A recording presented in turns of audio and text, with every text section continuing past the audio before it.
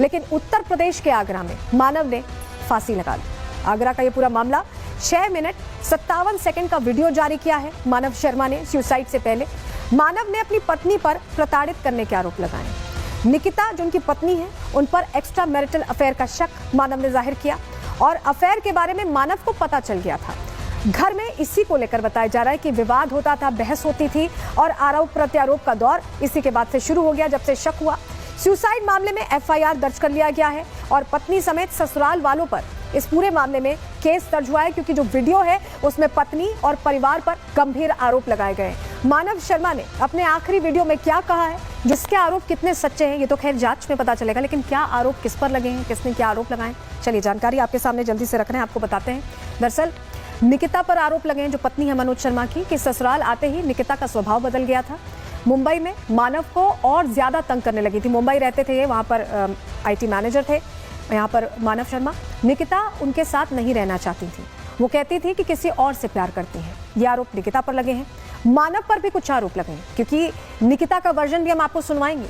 मानव पर आरोप ये लगे हैं कि मानव को निकिता के पास्ट से दिक्कत थी, उनके बीते कल से दिक्कत थी। वो शराब पीकर मारपीट करते थे और पहले भी मानव को सुसाइड करने से निकिता ने बचाया था और उनके परिवार को भी सब कुछ बताया गया था। मानव पर यह आरोप निकिता की तरफ से लगाए गए। निकिता की पत्नी, उन पर ये क्योंकि पूरा मामला घूम रहा है, उन्हीं के ऊपर शक की सुई घूम रही है, क्योंकि मानव शर्मा ने सुसाइड से पहले यही कहा है कि पत्नी प्रताड़ित करती थी, परिवार प्रताड़ित करता था और ऐसे में जांच का दायरा इन्हीं के आसपास घूमता है। हमने निकिता से बात की, निकिता क्या बता रही हैं। निकिता के बयानों में थोड़ा हेरफेर दिखा है, लेकिन निकिता ने कल क्या कहा था पहले वो सुनवा रहे हैं और हेरफेर कैसे हुआ वो भी सुनवाएंगे। पहले कल क्या कहा था सुनिए।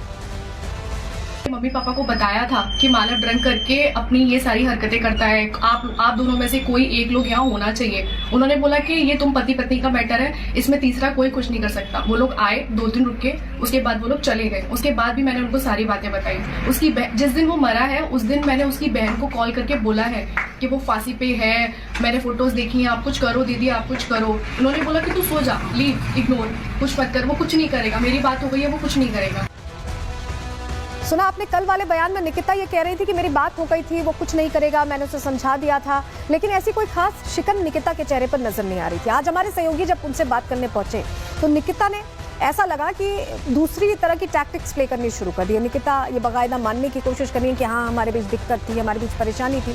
क्या निकिता बचने का कोई रास्ता खोज रही है, क्योंकि बयान तो ऐसा ही लग रहा है। सुनिए सर, क्या कोई मुश्किल है वाकई पुरुषों के लिए समाज में? आंकड़े कम से कम यही बता रहे हैं, आंकड़े हम आपको दे रहे हैं। देखिए, आत्महत्या के मामले 2018 में कुल 1,34,516 रहे। इसमें पुरुषों का आंकड़ा ज्यादा है, 92,114 पुरुषों ने आत्महत्या की, महिलाएं 42,391 की। एनसीआरबी की रिपोर्ट के आधार पर हम आपके सामने आंकड़े रख रहे हैं। 2019 का आंकड़ा देख लीजिए, 1,39,123 लोगों ने आत्महत्या की, उनमें पुरुष 97,613, महिलाएं 41,493। इसके अलावा 2020 यहाँ पर 1,53,052 लोगों ने आत्महत्या का रास्ता चुना। हालांकि रास्ता सही नहीं होता, ये चुनना बिल्कुल नहीं चाहिए, लेकिन इसमें 1 लाख के करीब पुरुष हैं, महिलाएं 44,000 के करीब हैं। 2021 का आंकड़ा भी आपके सामने रख रहे हैं, 1,64,033 लोगों ने आत्महत्या के रास्ते को चुना और 1,18,000 के लगभग पुरुष। देख रहे हैं आप आंकड़ों में फर्क, देखिए आधे से भी ज्यादा। 2022 का आंकड़ा आपके सामने अब रख देते हैं। ये 5 साल के आंकड़े हम इसलिए आपको बता रहे हैं कि क्या वाकई अब पुरुषों के लिए कानून की जरूरत है, ये प्रश्न खड़ा हो गया है। यहाँ 2022 के आंकड़े में भी 1,70,924 लोगों ने आत्महत्या की और इनमें पुरुषों का आंकड़ा देखिए 1,22,000 के करीब है, महिलाओं का आधे के लगभग है।